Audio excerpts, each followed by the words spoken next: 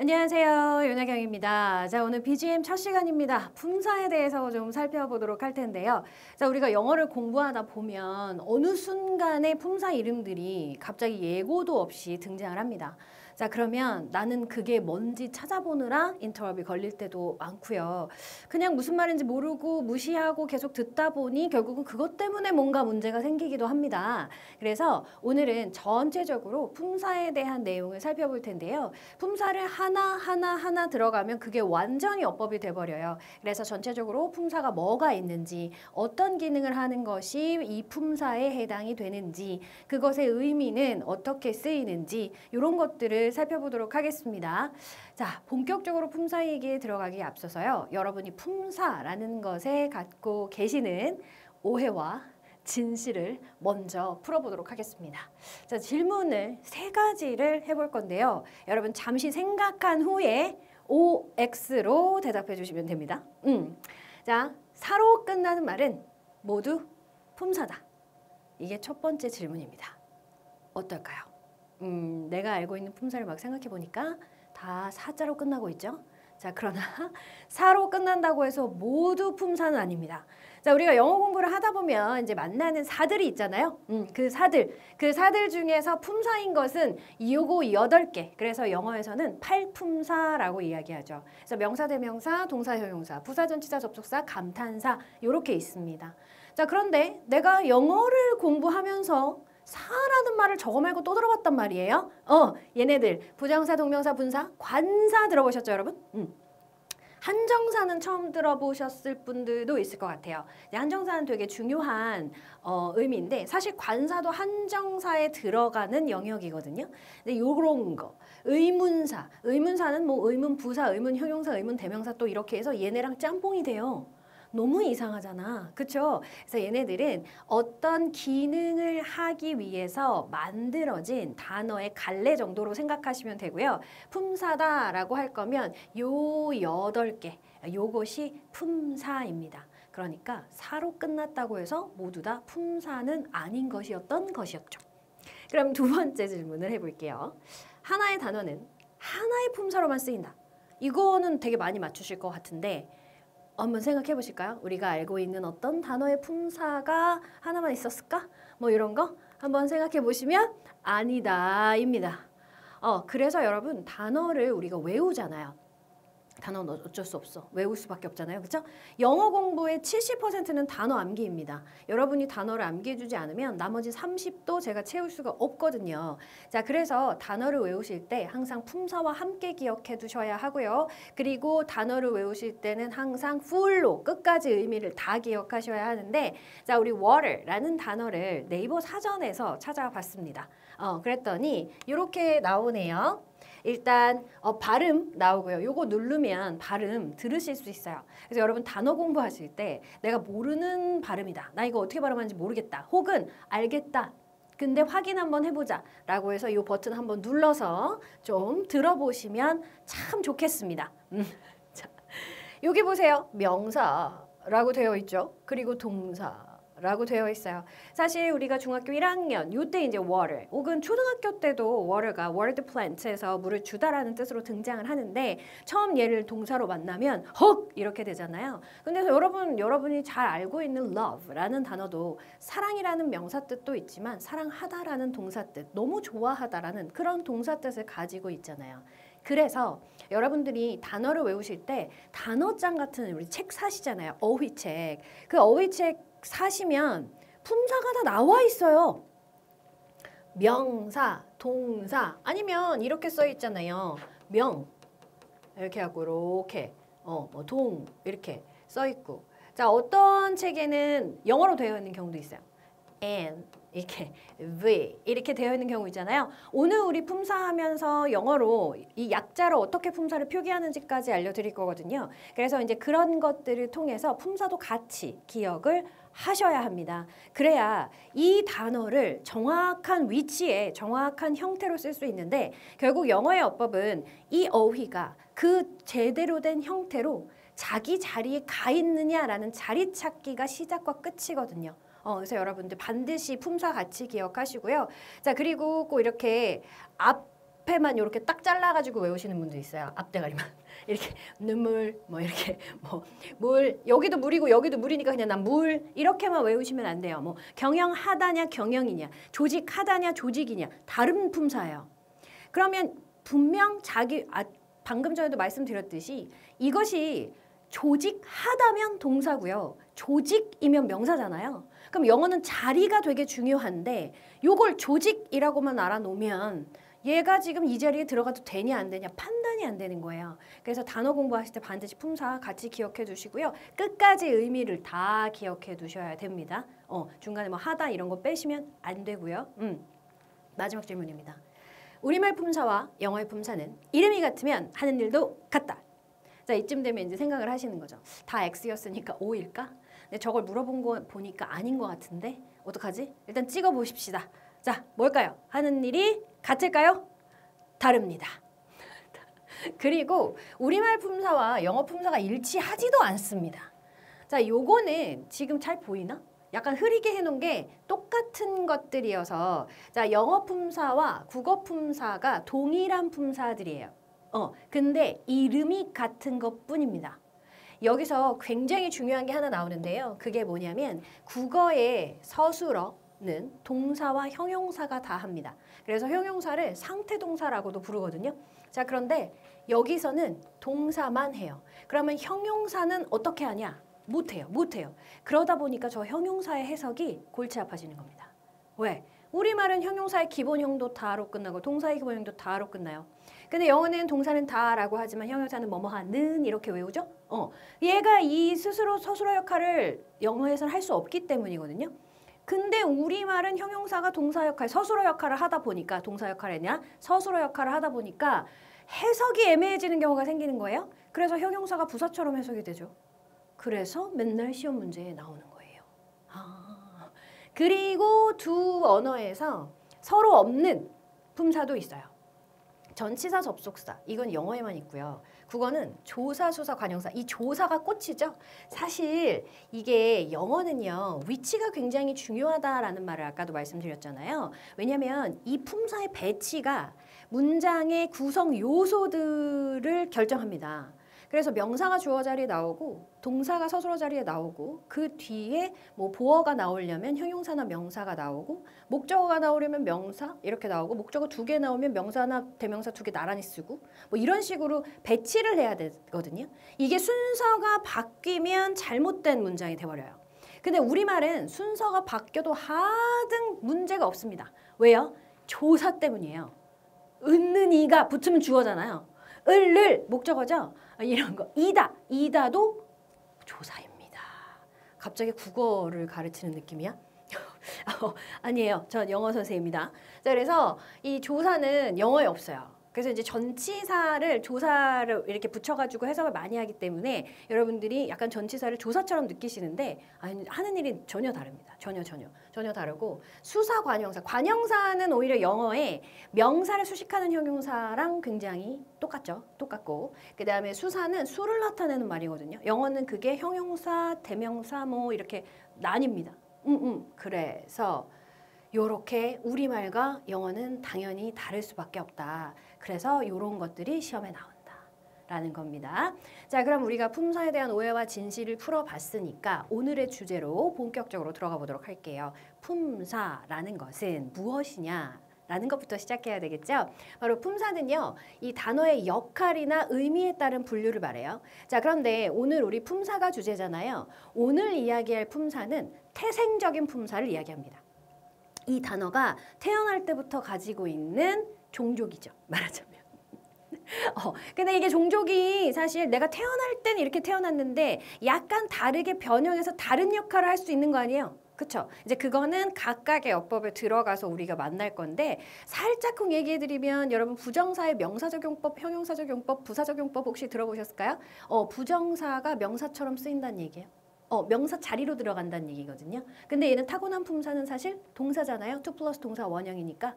그래서 오늘 볼 것은 타고난 품사의 자기의 속성이 어떤 품사로 타고났느냐에 대한 이야기를 할 거고요. 아까도 말씀드렸듯이 영어에는 8개의 품사가 있습니다. 명사, 대명사, 동사, 형용사, 부사, 전치사, 접속사, 감탄사 하나씩 살펴보도록 하겠습니다. 자, 첫 번째는 명사예요. 자, 이 명자는 무슨 명자입니까? 이름 명자죠. 밝은 명자 아니고요. 네, 가끔 밝을명 얘기하시는 분들이 있어. 많이 아시는 거 아니에요? 그럼 한자를 자, and 이렇게 합니다. 자, 이 명사의 영어 표현이 nouns라고 하는데 이제 우리말도 이렇게 같은 우리말, 순 우리말 표현이 있고 한자어 표현이 있는 것처럼 영어도 라틴어 계열 표현이 있어요. 라틴어로 name이라는 뜻이랍니다. 저도 라틴어는 잘 몰라요. 자, 그러면 이름을 나타내는 말이잖아요. 그러면 우리가 이 품사의 정의를 보기 전에 이름을 가질 수 있는 것들에 대해서 한번 생각을 해보실까요? 뭐가 있죠? 여러분 이름 있죠? 엄마 아빠 지어준 거? 그치? 그 이름, 사람 이름이 있을 수 있고요.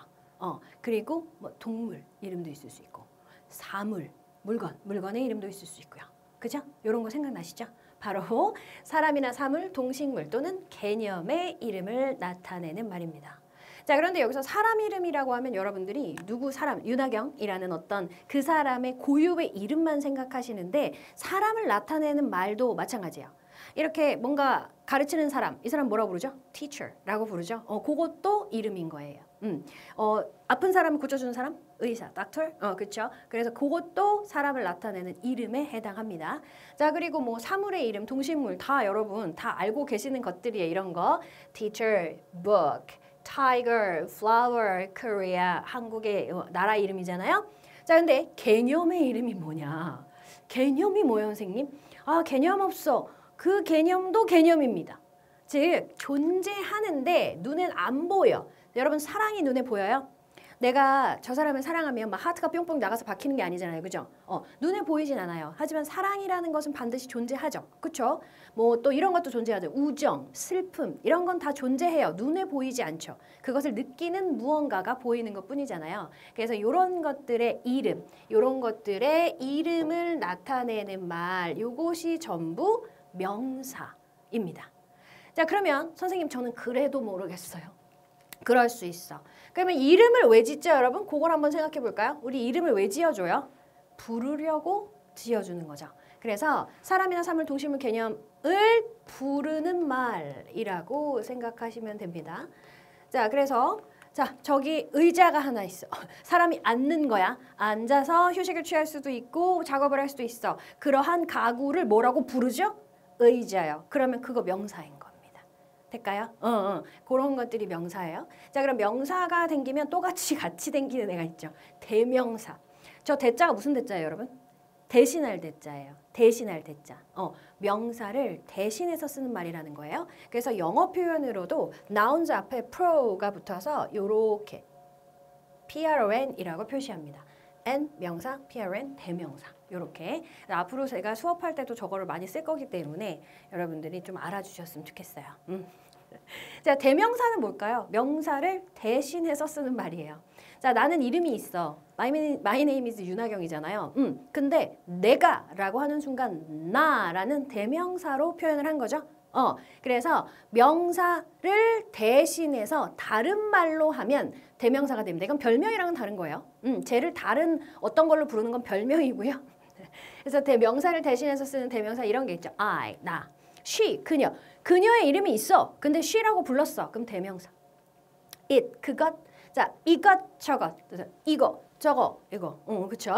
자, himself, 뭐뭐 self, selves 이런 걸 제기대명사라고 하죠. 자, 너의 것 이렇게 해서 대명사는 인칭대명사 여기까지, 지시대명사, 제기대명사, 소유대명사, 그리고 여기 없는 부정대명사가 있어요. 뭐 some, 일부는 뭐 이런 거 있잖아요. 이런 거, the other, 나머지 하나, 뭐 이런 거 있잖아요. 이런 걸 부정대명사라고 해서요. 대명사 파트에 가면 여러분들이 이거 다 공부하실 겁니다.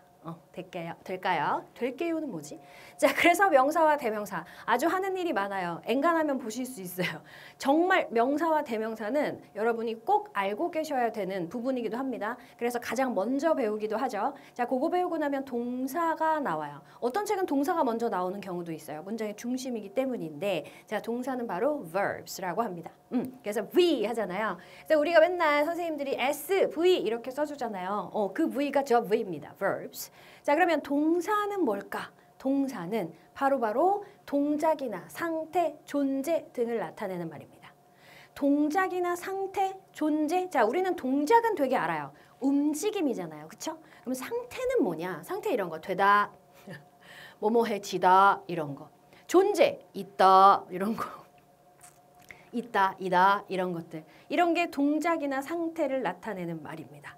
동사. 영어에선 유일하게 얘가 서술어 역할을 해서 자, 우리가 문장 성분이나 이런 걸 배우게 되면 다른 거는 주어, 보어, 목적어 이렇게 어로 하는데 얘만 동사 이렇게 하잖아요. 얘는 사실 서술어인데 서술어 역할을 하는 애가 얘밖에 없어요. 그래서 그냥 동사 이렇게 하는 겁니다. 자, 그러면 study 공부하다. 공부하는 건 동작이죠. 그렇죠? 뇌를 쓰니까. become 되다. get은 굉장히 뜻이 많습니다. 1, 2, 3, 4, 5 형식을 다 쓰는 동사예요. 엄청나요? 자, 비동사 is 많이 보시죠? think 생각하는 거. 이것도 동작을 나타낼 수도 있고 상태를 나타낼 수 있어요. 상태를 나타낸다는 건 나는 정직이 진짜 중요하다고 생각해. 막 이러면은 이게 내가 평소에 생각하는 지론이니까 상태 동사가 되고요.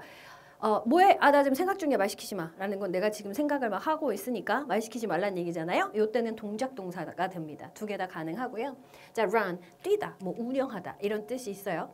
그래서 이런 것들이 이제 동사인데 사실 여러분들이 동사는 별로 안 어려워하십니다. 근데 얘가 같이 나오면 형용사랑 동사 붙어 있다 이러면 이거 뭐지? 라고 생각을 많이 하시는데 사실 형용사가 어려운 이유는 아까도 말씀드렸듯이 우리말과 너무나 다른 특징을 가지기 때문이에요. 얘는 영어로 adjectives라고 해서 A 합니다.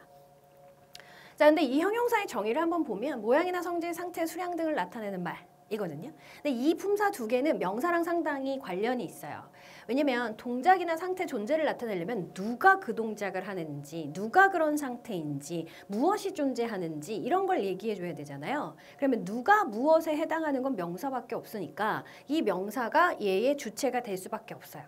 자, 그리고 형용사 같은 경우도 모양이나 성질, 상태, 수량 등을 나타내려면 뭐가 어떻게 생겼는지, 뭐가 어떤 성질을 가지는지, 누가 어떤 상태인지, 몇 개나 있는지 이렇게 나타내서 얘도 명사랑 굉장히 관련이 클 수밖에 없는 그런 품사인데 자, 중요한 거는 엄마 이게 뭐야? 여기도 상태가 있고 여기도 상태가 있어. 짜증나. 그죠? 자, 이게 왜 이런 일이 벌어지냐? 우리말과 다른 특성 때문인데요. 자, 우리말로 한번 보기 전에 형용사 예시를 먼저 볼게요. 아름다운이라고 외우죠, 우리. 근데 이거 영어를 처음 배우거나 영어를 처음 접하거나 이런 친구들 저거 아름답다라고 외우는 친구들도 있거든요. 이건 우리말의 기본형, 형용사 기본형이 아름답다이기 때문이에요. 자, 그 다음에 tall, 크다. 키가 큰 이런 뜻이잖아요. hard, 어려운, 뭐 열심히라는 부사도 있지만 happy, 행복해, 슬퍼, 많아 이런 게 다 형용사거든요. 근데 얘는 왜 아름다운이며 beautifully 혼자서 동사를 못하느냐. 영어의 특성, 우리말의 다른 점이기 때문이에요. 자, 볼게요. 예쁘다 해볼게요. 자, 우리말은 누가 예쁘다 이렇게 쓰면 문장이 끝나요. 그죠? 자, 그런데 영어에서는 예쁘다를 할 거잖아요. 그럼 pretty라는 형용사는 당연히 필요하죠. 근데 얘 혼자 서술어를 못해요. 예쁜 상태를 나타낼 수 있는 상태를 나타내는 동사가 같이 붙어야 예쁘다가 됩니다. 그래서 다로 끝나면 동사야 라던가 동사는 다로 끝나는 말이야 이렇게 하시면 여러분 우리말과는 다르기 때문에 이거는 어법을 해석으로 이해하시는 거거든요. 이게 되게 위험해요. 왜 위험하냐면 우리말은 우리말이죠. 해석이라는 건 우리말로 바꿨다는 얘기잖아요. 그럼 우리말에 자연스럽게 바꿀 수밖에 없단 말이에요. 영어가 우리말로 1:1 대응이 되면 우리가 어법을 왜 배워? 그냥 단어만 외우면 되지. 그지? 안 돼. 이게 한계가 있어. 언어가 달라요. 특히 우리말은 뒤로 갈수록 중요한 말이 나오죠. 그래서 한국말은 뒤 끝까지 들어가야 된다잖아요. 영어는 앞뒤로해서 할 말 다 해줘요. 그러니까 너무너무 다른 언어예요. 그래서 여러분들 절대 해석으로 품사를 기억하지 않습니다. 품사의 의미와 품사를 같이 기억하셔야 돼요. 특히 형용사에서 중요합니다. 요게 형용사. 그러면 부사는. 그래서 우리가 형용사의 해석이 원활하게 되지가 않아가지고 해석이 부사처럼 돼서 맨날 형용사랑 부사랑 같이 짝지어서 나오잖아요. 부사는 바로 adverbs라고 해서 동사에 추가적인 의미를 준다라는 의미를 가지고 있어요. 저 부자도 첨부파일 할 때 부자거든요. 추가적으로 붙는 말. 그래서 부사는 부사가 뭐예요? 라고 물어보면 현장에서도 친구들이 항상 이렇게 얘기해요. 부사, 다른 부사랑 형용사랑 동사랑 문장 전체를 수식해주는 말이요. 그래서 그게 무슨 말인데? 이렇게 되잖아요. 그거는 부사의 역할이고요. 부사는 이런 거예요. 시간이나 장소, 방법, 이유, 정도, 조건, 대조, 양보 등을 나타내어서 문장의 의미를 추가적으로 좀 더 풍부하게 만들어주는 말입니다. 그러니까 부가적으로 꼭 필요하진 않은데 궁금한 걸 얘기해 주는 거죠. 예를 들어서 나 간다 라고 했어. 언제, 어디로, 어떻게, 왜 가는지 이거는 내가 궁금한 거잖아요. 그죠? 이 궁금한 건 얘가 다 얘기해 주는 거예요. 부사가. 그래서 이제 타고난 품사가 부사인 애들도 있지만 사실 부사 역할을 할 수 있는 것들을 우리가 잘 알아두는 게 중요한데 자 일단 시간 어제, 여기, 저기, 되게, 잘, 빨리 이렇게 이야기해주는 이런 것들이 부사. 그래서 부사는 문장 성분과는 관계가 없기 때문에 만나면 영어 선생님들이 맨날 이렇게 괄호를 쳐주잖아요. 그래서 그런 거예요. 문장의 구조를 좀 더 잘 보게 해주기 위해서. 그래서 이런 것들이 시간을 나타내는 말은 100% 부사입니까? 아니 그렇진 않아요. 시간이나 장소를 나타내는 명사도 있어요. 근데 나머지는 다 부사가 하는 겁니다. 그럼 전치사는요? 전치사는 여러분 이 전자가 무슨 전자예요? 앞전자예요. 치자는요. 위치하다 할 때 치자예요. 영어로도 position에 pre, 앞에 위치했다 preposition 해서 prep 이렇게 쓰거든요. 전치사가 무언가의 앞에 위치하는 말이다라는 건 거꾸로 뒤집으면 전치사 뒤에는 뭐가 나온다는 얘기네요. 그걸 우리는 전치사의 목적어라고 합니다. 그래서 뒤에 명사 또는 대명사가 오거든요. 명사가 아까 뭐라 그랬죠? 이름을 나타내는 말. 대명사는 명사 대신해서 쓰는 말. 전치사 뒤에는 명사나 대명사 등이 와서 다른 어구들과의 관계를 밝혀준다라고 하는데 이게 되게 애매하잖아요. 그렇죠?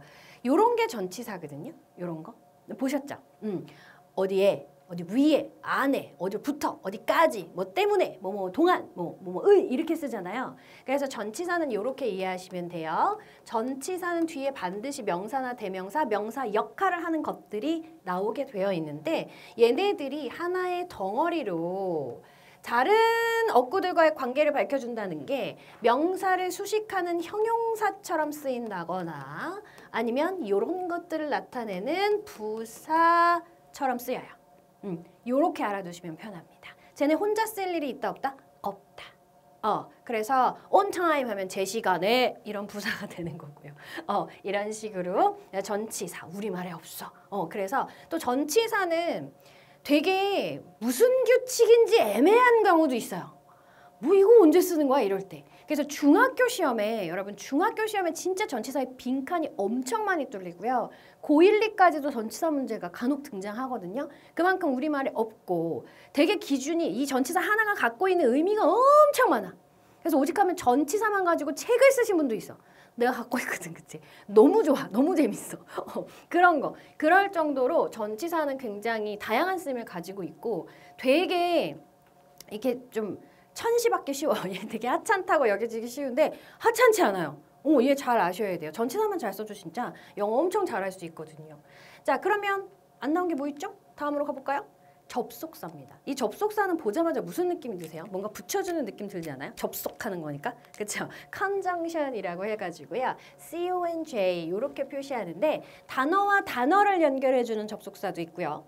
구와 구, 절과 절이라고 되어 있는데 이제 구는 다음 시간, 절은 그 다음 시간. 2강에서 구, 3강에서 절을 볼 거거든요. 자, 구는 뭐냐면 단어 모였는데 그 단어 아까 우리가 봤던 전치사 플러스 명사구처럼 단어가 2개 이상 모여가지고 하나의 품사처럼 사용되는데 그 안에 주어 동사 구조는 없는 거.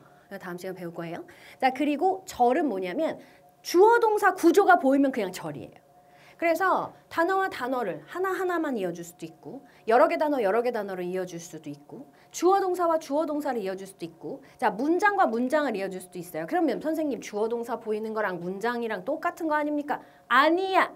자 절은 주어 동사가 보이면 절이라고 했잖아요. 문장은 조건이 있어. 대문자로 시작해가지고 문장의 의미를 완결시켜가지고 마침표 문장 부호까지 싹 다 찍어줘야 돼. 의미까지 전달을 해야 되고요. 이게 문장이에요. 그래서 문장과 문장을 연결해 줄 수도 있다. 이것도 우리 문장의 성립 조건도 BGM에서 볼 거예요. 어떤 것들이 접속사냐면 이른 애들이 접속사예요. 근데 우리 아까도 그랬죠? 단어가 하나의 품사로만 쓰이지 않는다고? so는 접속사이기도 하지만 부사이기도 합니다. 너무나 so sick 이렇게 쓰잖아요. that은 뭐 말할 것도 없죠. 대명사, 형용사, 부사, 접속사 뭐 다 하잖아요. 그죠? 심지어 저 that은요. 접속사 역할을 해도 여러 개를 할 수 있어요. 그래서 that을 엄청 싫어하는 애들도 많아. 그다음에 because 그래서 뭐뭐 때문에 뭐뭐 할 때 얘도 물어보는 말로도 쓸 수 있고, 그렇죠. 그래서 이런 것들이 접속사입니다. 그래서 접속사는 뭘 연결해 주느냐에 따라서 어떻게 쓰이느냐에 따라서 두 가지로 나뉘는데 and, but, or는 단어와 단어, 구하고 절과 절, 문장과 문장을 다 이어줄 수 있어요. 근데 나머지는 구는 이을 수 없고 절과 절을 이어줄 수 있는 애가 있고 문장과 문장을 이어줄 수 있는 애가 있고 뭐 그렇습니다. 마지막으로 왜 배우는지 모르겠다. 이게 왜 여기 들어가는지 모르겠다라는 감탄사가 있는데 근데 이 감탄사는 어디 다른 데 넣을 데가 없어요. 그러니까 영어를 팔품사로 하고 싶다라고 한다면 감탄사 빼고 한정사 넣어야 되는 거 아니냐. 요런 그런 주장을 하는 사람들도 있대요. 그런데 그 감탄사 넣을 데가 없는데? 한정사는 형용사의 영역 안에 들어갈 수 있거든요. 근데 얘는 감정이나 반응, 느낌을 간결하게 표현하는 감탄사 한마디로도 문장을 구성하거든요. 어디다 넣겠어요, 그러면? Oops 이런 거. 와우 막 이런 거 넣을 데가 없잖아요. 그렇죠? 그래서 여기 들어갑니다. 그래서 감탄사는 이런 것들을 감탄사라고 해서 이렇게 8개가 영어에서 이야기하는 품사입니다. 그래서 우리 오늘 만났던 것은 바로 단어의 역할, 의미에 따른 분류, 단어의 분류라는 품사를 만나본 거고요. 이 품사는 8개, 요것이 바로 품사다라는 거예요. 그래서 이 8품사, 요거를 품사라고 하는구나 정도는 여러분들이 좀 기억을 해두시면 좋겠습니다. 단어의 분류, 품사구나 이렇게요.